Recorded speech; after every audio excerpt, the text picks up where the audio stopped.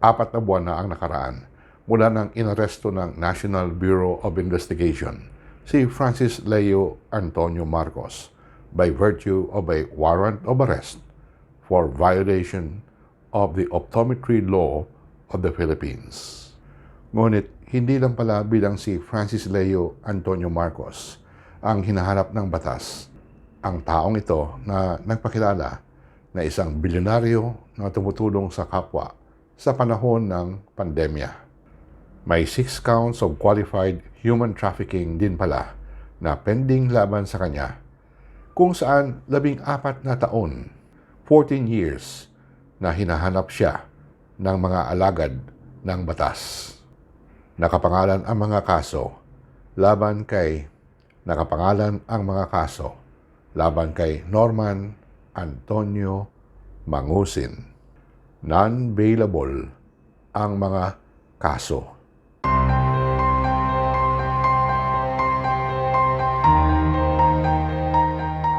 Pagdating sa NBI, iginiit ni Norman Mangusin na nagkamali ang NBI. Hindi daw siya si Norman Mangusin, kundi si Francis Leo Antonio Marcos. Tanungin daw ang nanay niya kung bakit siya naging Marcos. Ang nanay daw niya ang makakapatunay na kadugo niya sina dating Senador Ferdinand Bongbong Marcos Jr. at incumbent Senator Amy Marcos. Are you related to the Marcos? It is a privileged communication. Yun lang po ang masasabi. Why you're using the Marcos family? I am a Marcos. My name is a Marcos. I am a Marcos. Then if you have a problem for me being Marcos, then go to my mother. My mother is still alive. She is the one who Where's your gave me the mother? name. Where's your mother? In Cagayan. Yes, you can go there. No question about being me being Marcos. I'm a Be Marcos. careful not to be there. Your mother is died already. It's No. because Remedios Antonio, the name of your mother, right? Yes, that is Let me correct. remind you of the of your rights. You have been apprised by the agents during the course of the arrest, and you are assisted by your counsel. Yes, sir. Ito. Sinabi rin niya ito sa iba pang mga video katulad dito. I speak only with documentation. I speak of my word, only the truth, and nothing but the truth. Ma'am, ako po si Francis Leo Marcos. They cannot take away it from me. Bakit? Andiyan ang nanay ko, buhay pa. Susungal-galin lahat na magsasabi, hindi ako Marcos. Katakutan nila yun pag lumabas sa akin anak. Ang problema niya ay nag-match ang kanyang fingerprints sa record ng NBI para kay Norman Antonio Mangusin. Naging OFW kasi siya noong mga taon 2000 hanggang 2006. At hindi lang pala isa ang pangalan na ginamit niya upang makakuha ng passports. Aside from the name Norman Antonio Mangusin, may passport din siya bilang si Francis Leo Antonio Marcos at si Norman Antonio Alejandro. Ang fingerprint match o yung pagkatugma ng kanyang fingerprint as FLM and that of Norman Antonio Mangusin ang ginamit na basihan ng NBI upang hindi na ito pinayagan na makalaya pa. Fingerprints do not lie. Ang taong nagpakilala bilang si Francis Leo Antonio Marcos ay walang iba kundi si Norman Antonio Mangusin.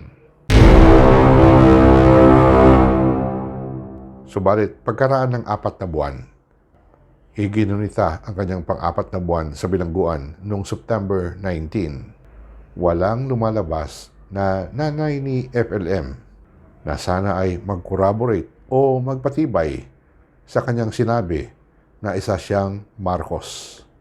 Nakakapagtaka, di ba? Kahit sinong nanay, kung may masamang mangyari sa kanyang anak, ay hindi mag-aantala na puntahan kaagad ang kinaroroonan nito at bisitahin ito kahit saan paman.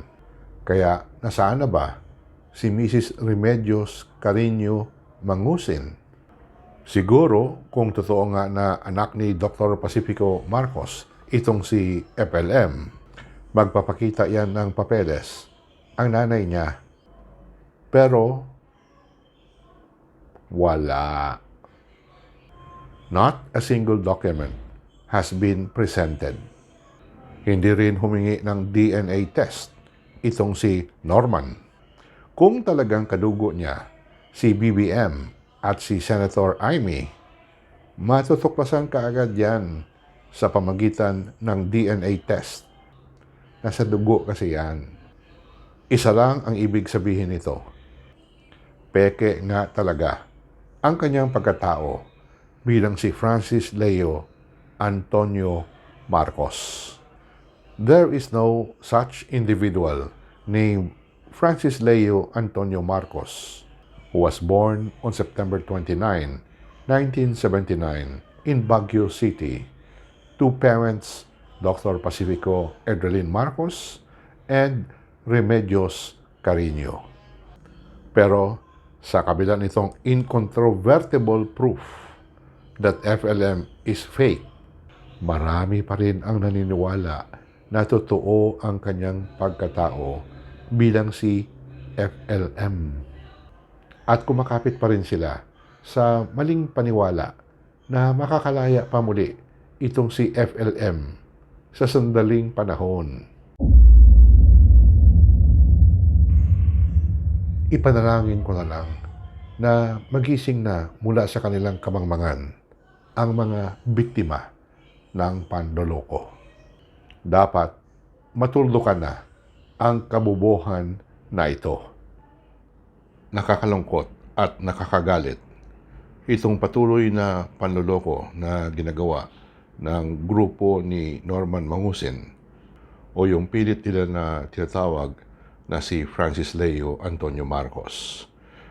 Dahil mas maliwanag pa sa sikat ng araw kung tanghali na pawang kasinungalingan ang ginagawa nila upang mauto at malinlang ang mga naniniwala pa rin sa kanilang idol. Sigurado ako na hindi naman talaga magtatagal ito. Siguro mga 2 o 3 buwan pa at huhupa itong tinatawag na frenzy tungkol kay FLM.